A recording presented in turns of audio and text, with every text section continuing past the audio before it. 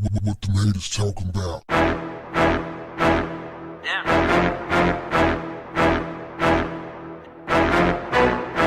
What's up, family? On Tuesday night in Grand Rapids, Michigan, around a dozen people gathered to remember a man who they say was much more than a security guard. John Kane was gunned down by Jacob Gregosiak at the Grand Rapids Inn Motel. The backstory, according to authorities, is he was responding to an unruly guest. That unruly guest is Jacob Gregosiak. This dude was actually filming himself and the security guard's interaction. He is posturing. You can tell he's up to something. He goes back and forth. The security guard is standing on the outside of the door. The door is wide open and he's on the inside. And it's hard to understand what the security guard was saying to him. But eventually, dude reaches in his waistband, pulls out the gun, and starts shooting. John Kane runs for his life. And you can hear him begging for his life in between shots. He's just popping. He eventually guns him down. Then he drives home to his mama's house and commits suicide. He pretty much ambushed dude.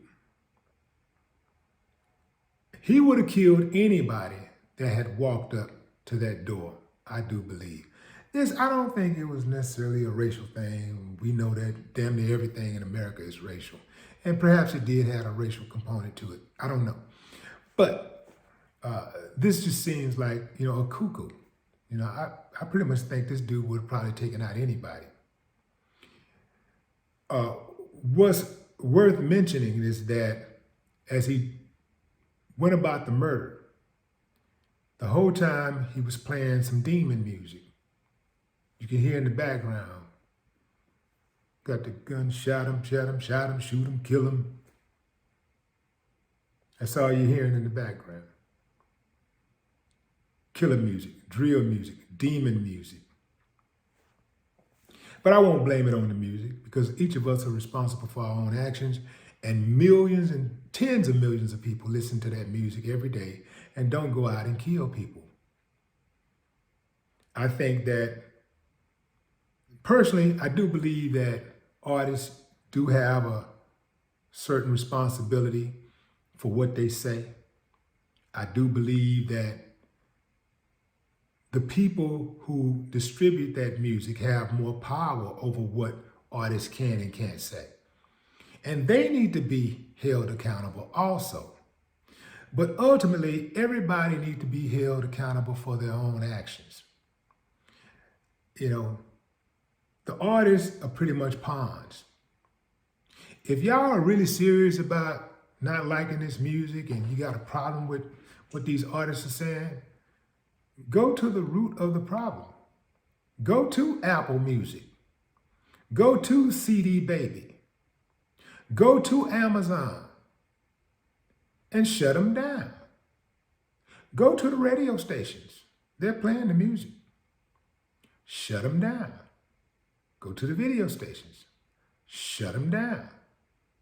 Just like you shut them down when they get out of pocket with certain types of images that they put out. When people, executives, people that work in these companies say certain things that are insensitive to particular groups, same way you shut them down in that regard, do it with the music. You can do it. I pretty much don't believe people are really that serious when they talk about that. I think they're cool with just blaming the artists and blaming the music. But I really don't. Like, deep down inside, I just don't really believe people really care like that because nobody really does anything about it. They just talk about it, but they don't really do anything about it. And before any of you go there, start talking about my music, let me tell you something. My music, Ghetto Boys music, has always been about information and instructions. Always. If you missed it, that's on you. Because I hear people mostly say that when they listen to music, it inspired them, it motivated them, right?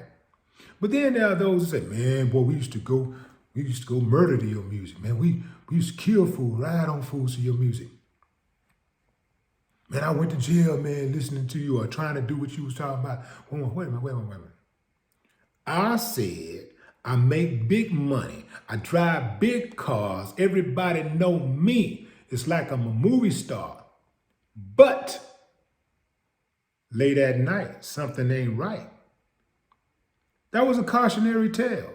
But people, as usual, heard what they wanted to hear. They heard what they wanted to hear, and they ran with it. They caught the, I make big money, I drive big cars, and dope, and da-da-da. But when it got to the responsibility part, when it got to the fear factor, when it got to the paranoia part, they skipped right over that. Like, fool, I was trying to tell you what time it was. You can't read between the damn lines? I'm telling you I'm shook. I'm telling you I'm paranoid. I'm telling you I got to get the hell up out of this. But no, you stayed in because you wanted to. So at the end of the day, people do what they want to do. And I don't care what was going on with that dude. Somebody can try to blame it on mental illness. He wasn't that damn mental. If he had the presence of mind to actually record his actions and make sure that camera was set up just right for that exchange, and then turn around one last time and then start busting, then rush back in, and then take off to his mama's house. Nah. All right. That come down to responsibility, man. We can't blame that on mental health. Yeah, he's a damn fool. Some of this stuff is just, sometimes people are just demons. Sometimes people are just evil. Sometimes people are just uncivilized mutts. It's as simple as that. R.I.P. John Kane. No more talk. What the haters talking about? Yeah.